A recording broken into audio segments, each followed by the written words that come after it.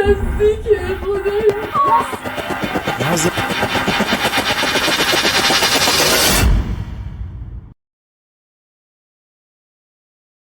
Pada dini hari tanggal 13 Juni 2025, dunia dikejutkan oleh berita serangan langsung dan mendadak Israel terhadap target-target di Iran. Meskipun konfrontasi kedua negara ini sebelumnya sebagian besar terbatas pada wilayah pihak ketiga seperti Suria dan Lebanon, kali ini medan pertempuran meluas hingga ke perbatasan Iran dengan cara yang belum pernah terjadi sebelumnya. Selama 2 dekade terakhir, tindakan Israel terhadap Iran sebagian besar berupa pembunuhan ilmuwan nuklir dan komandan militer. Namun, serangkaian perkembangan politik, keamanan dan geopolitik berpadu untuk mendorong Israel untuk memutuskan untuk melancarkan serangan ini terhadap Iran. Moments ago, Israel launched Operation Rising Lion, a targeted military operation to roll back the Iranian threat to Israel's very survival.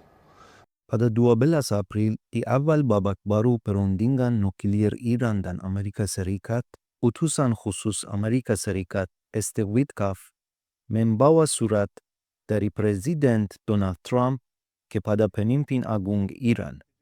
Dalam surat tersebut, Presiden Amerika Serikat menetapkan batas waktu 2 bulan bagi Iran yang menyatakan bahwa jika tidak ada kemajuan dalam perundingan mengenai program nuklirnya, Iran akan menghadapi kemungkinan aksi militer. Di akhir periode 2 bulan ini, tepatnya pada 13 Juni, Israel melancarkan preemptive strike dengan alasan bahwa Iran merupakan ancaman yang segera terjadi terhadap keamanannya karena memiliki cukup uranium yang diperkaya untuk memproduksi beberapa bom nuklir. Selain serangan udara ekstensif oleh Angkatan Udara Israel terhadap target-target termasuk komandan militer senior, ilmuwan nuklir, fasilitas nuklir, dan pangkalan rudal Iran, Badan Intelijen dan Operasi Khusus Israel, Mossad, juga mengganggu jajaran rudal dan kemampuan pertahanan udara Iran melalui serangkaian operasi rahasia jauh di dalam wilayah Iran. Akibatnya, Israel memiliki kendali penuh atas langit Iran selama 12 hari.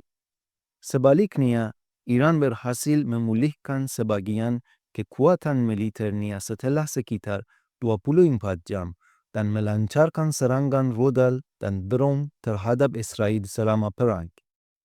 Meskipun infrastruktur militer dan nuklir Iran mengalami kerusakan serius, program nuklir Iran, terutama cadangan uraniumnya yang diperkaya, tidak hancur total.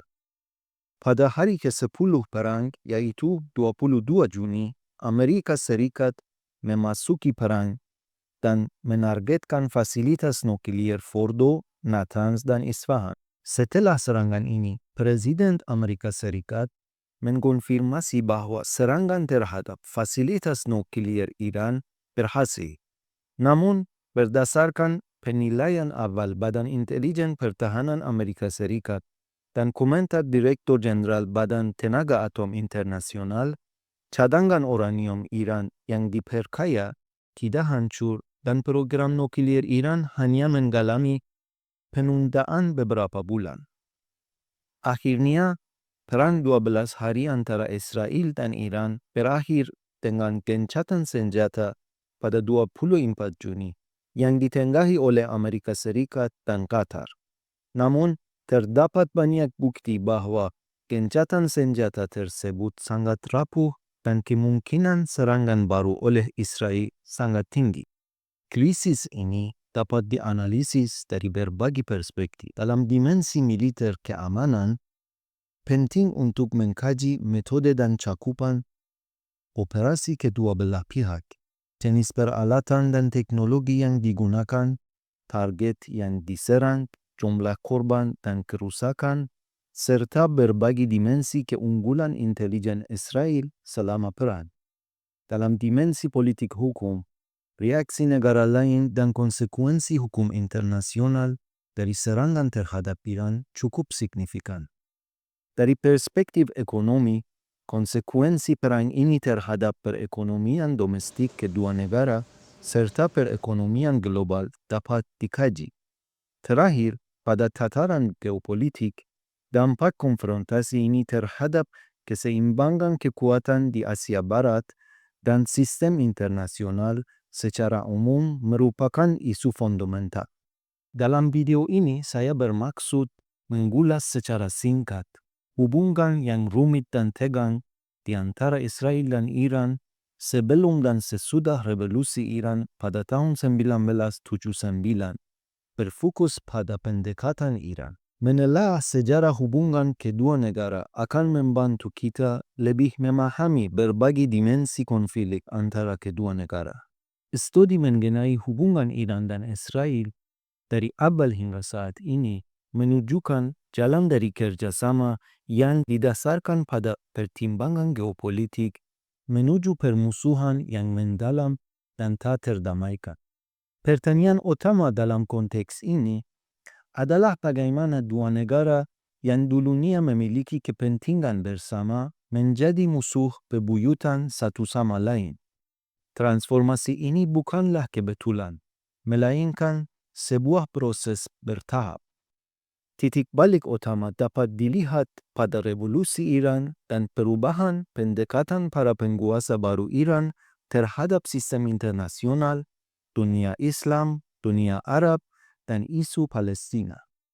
Oleh karena itu, untuk memahami alasan pergeseran fundamental ini dan memprediksi perkembangan di masa depan, penting untuk menganalisis berbagai lapisan proses yang kompleks ini. Pada masa pemerintahan Muhammad Reza Shah Pahlavi pada tahun 1950, Iran adalah negara Muslim kedua yang secara de facto mengakui Israel setelah Turki. Berbagai peristiwa dan perkembangan terjadi selama periode ini yang memperkuat hubungan kedua negara. Misalnya, dalam krisis Suez tahun 1956-1957 atau Perang Arab-Israel pada tahun 1973 yang dikenal sebagai Perang Yom Kippur, ketiga negara-negara Arab anggota OPEC memutuskan untuk memberlakukan embargo minyak terhadap Barat, yaitu krisis minyak pertama. Iran tidak ikut serta dalam embargo ini. Langkah ini mencegah kelumpuhan ekonomi dan mesin perang Israel. Di saat yang sama, Muhammad Reza Shah secara lisan mendukung pihak Arab. Kebijakan ini didasarkan pada kepentingan geopolitik bersama. Pada tahun 1950-an, Perdana Menteri Israel saat itu, David Ben-Gurion, mengumumkan gagasan bahwa karena Israel terletak di lingkaran negara-negara Arab yang bermusuhan karena alasan geopolitik dan ideologis, Israel harus mencari aliansi strategis dengan negara-negara non-Arab di kawasan Timur Tengah, seperti Iran dan Turki, untuk mengimbangi ancaman Arab. Gagasan ini menjadi dasar doktrin periferi. Tujuan doktrin ini adalah untuk melawan isolasi Israel, mendapatkan akses ke minyak Iran dan pasar non-Arab, serta memberikan tekanan kepada negara-negara Arab melalui rival-rival regionalnya. Doktrin ini mendefinisikan pendekatan keamanan Israel di Timur Tengah dari tahun 1950-an hingga akhir 1970-an dan revolusi Iran. Di sisi lain, Muhammad Reza Shah sangat prihatin dengan gelombang pan-Arabisme Jamal Abdel Nasser di Mesir dan di dunia Arab. Jamal Abdel Nasser menganjurkan pan-Arabisme dengan slogan persatuan dan solidaritas negara-negara Arab melawan kekuatan-kekuatan besar. Dengan nasionalisasi terusan Suez pada tahun 1956, popularitas Nasser meningkat dan posisinya di dunia Arab semakin kuat. Dengan mendukung gerakan-gerakan anti-kolonial Arab, ia praktis mengambil alih kepemimpinan politik ideologis dunia Arab. Sebagai sekutu Barat, pemerintahan Muhammad Reza Shah berusaha memperluas pengaruhnya di Teluk Persia. tetapi terhalang oleh pan-Arabisme Arab yang bertujuan untuk melawan kekuatan Iran di wilayah tersebut. Muhammad Reza Shah percaya bahwa Jamal Abdel Nasser mendukung kelompok-kelompok separatis Arab di Provinsi Khuzestan Iran yang menginginkan otonomi atau aneksasi ke dunia Arab. Dengan terbentuknya Pakta Sento atau Pakta Baghdad, di mana Iran menjadi anggotanya, yaitu Sekutu Barat, hubungan Mesir dengan Uni Soviet meluas. Jamal Abdel Nasser dengan pengaruhnya di dunia Arab berusaha mengisolasi Iran dari dunia Muslim sebagai Sekutu Barat non-Arab. Ancaman pan-Arabisme ini mendorong Muhammad Reza Shah untuk mencari keseimbangan. Salah satu instrumen kunci keseimbangan ini adalah hubungan informal dan keamanan dengan Israel.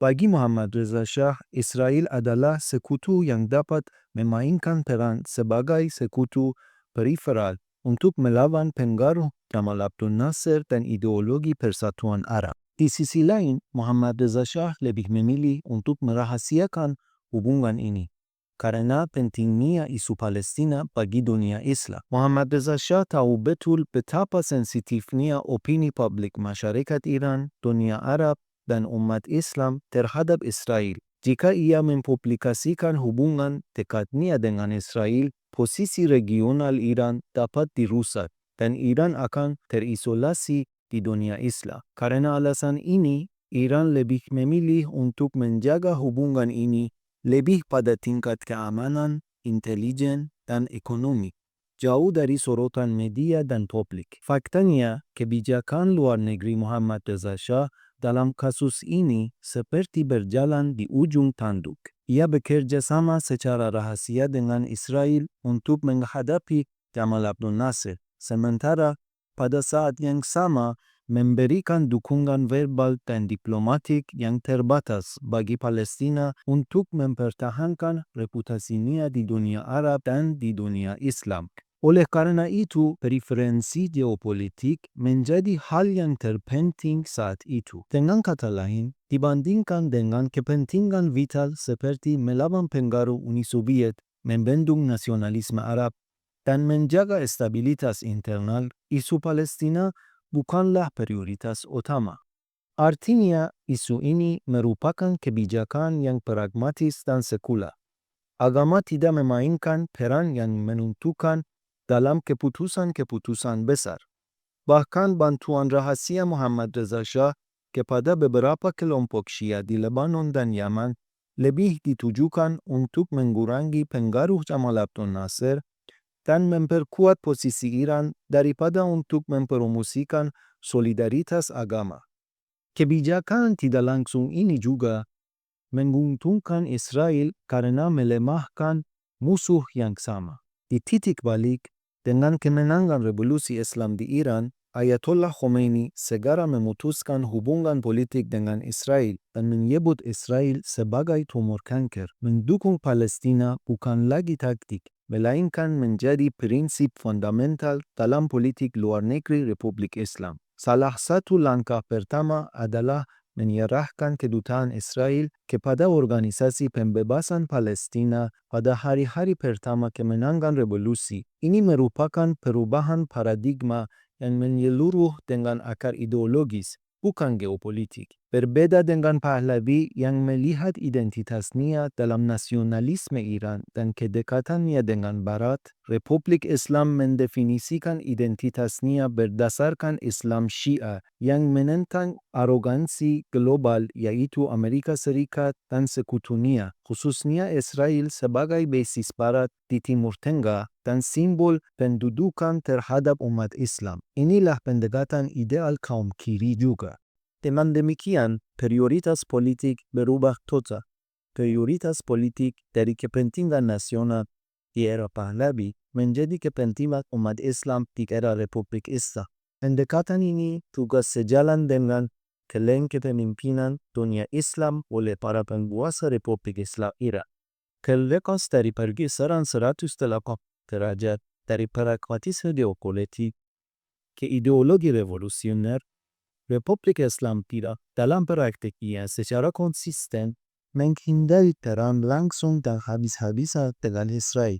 Sebaliknya, strategi Iran berfokus pada pembentukan dan dukungan pasukan proksi di sekitar Israel. Strategi ini memungkinkan Iran untuk memproyeksikan kekuatan di kawasan Timur Tengah, sekaligus menekan Israel, meningkatkan pengaruhnya di Timur Tengah, dan mencapai tujuannya untuk mendukung perlawanan dengan biaya yang lebih rendah.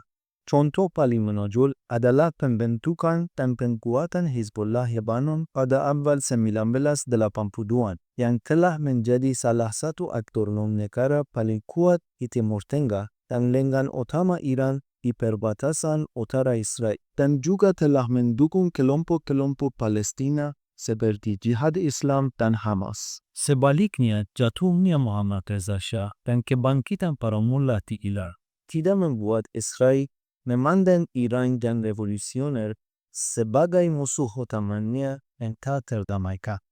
Pada tahun 1982, di tahun-tahun awal revolusi dan perang di antara Iran dan Irak, masih ada harapan atau setidaknya sebuah analisis di antara beberapa ahli strategi dan pejabat keamanan Israel bahwa Republik Islam tidak akan bertahan lama atau bahwa sifat radikalnya akan berangsur-angsur memudah.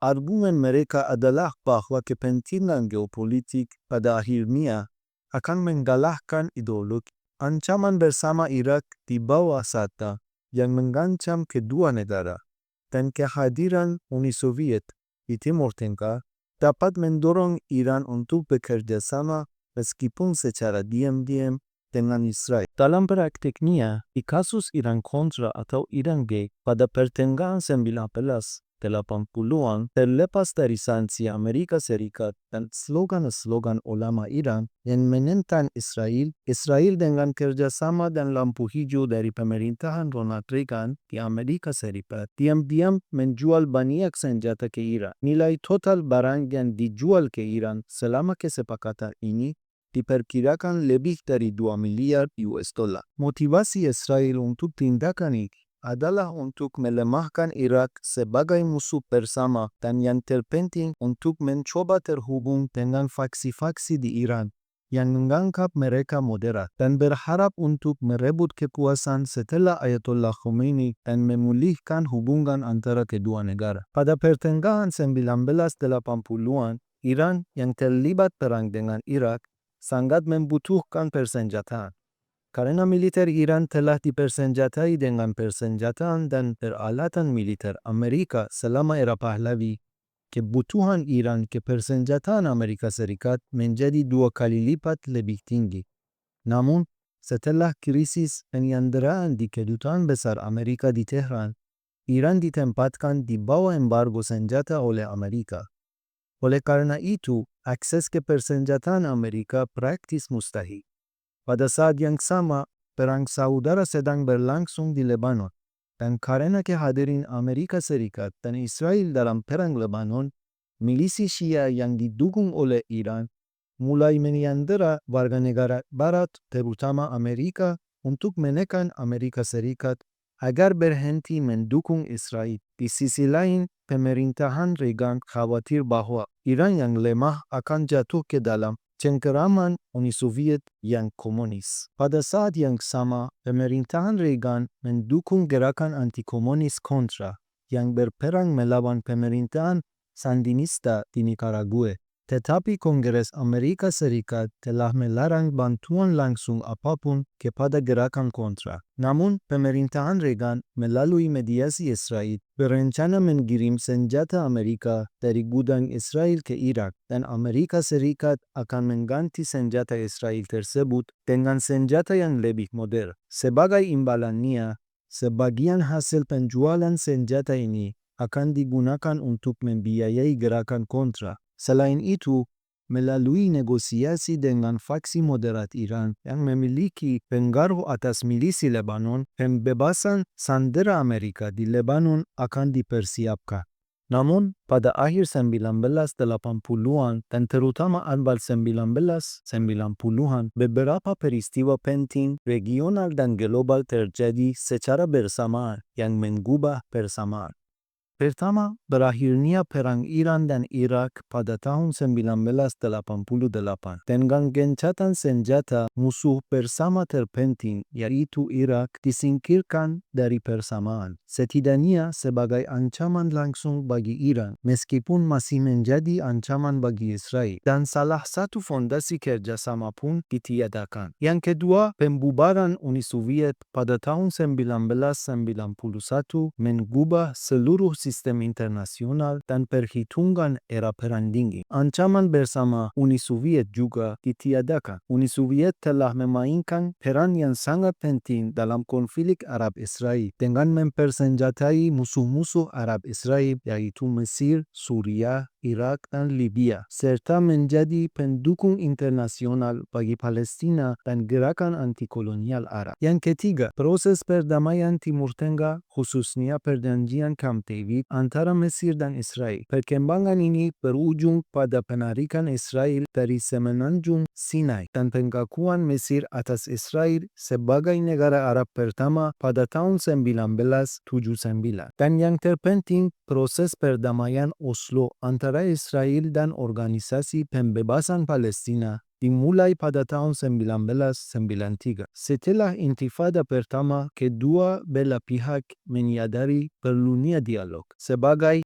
hasil dari proses ini, kedua belah pihak saling mengakui dan otoritas Palestina pun terbentuk. Namun, isu-isu utama seperti Yerusalem, permukiman, pengungsi, dan perbatasan masih belum terselesaikan. Meskipun perjanjian tidak menghasilkan perdamaian permanen, tetapi sangat mengurangi ancaman militer langsung dari negara-negara Arab utama terhadap Israel. Akibatnya, doktrin periferi tidak lagi sepenting sebelumnya bagi Israel. Dalam situasi baru ini, persaingan langsung antara Iran dan Israel untuk memperbuatkan pengaruh di kawasan dan pembentukan tatanan baru di Timur Tengah dimulai. Republik Islam Iran memandang proses perdamaian Oslo sebagai pengkhianatan terhadap Palestina dan konspirasi untuk melemahkan perlawanan. Sebagai tangkapan, Iran meningkatkan dukungan terhadap kelompok-kelompok Palestina yang menentang perdamaian seperti Hamas dan Jihad Islam. Kebijakan ini mencapai puncaknya pada masa kepresidenan Mahmud Ahmadinejad dengan slogan-slogan keras seperti menghapus Israel dari peta dunia dan mempertanyakan Holocaust. Faktanya, bagi Republik Islam, isu Palestina lebih dari sekedar isu agama. Isu ini telah menjadi pendorong strategis yang penting bagi pengaruh regional terutama di dunia Arab dan dunia Islam. Dan inilah salah satu perbedaan utamanya dari era Pahlavi. Mendukung Palestina memungkinkan Republik Islam untuk terhubung dengan opini publik Arab dan Muslim, menampilkan diri sebagai pemimpin perlawanan dan pemimpin dunia Islam, serta mendefinisikan perannya di luar batas wilayahnya sendiri. Hal ini justru bertolak belakang dengan apa yang dilakukan oleh Muhammad Reza Shah. Muhammad Reza Shah bermaksud untuk meredam ancaman yang ditimbulkan oleh nasionalisme Arab melalui kerjasama dengan Israel. Tetapi Republik Islam menggunakan isu Palestina sebagai batu loncatan untuk pengaruh regional.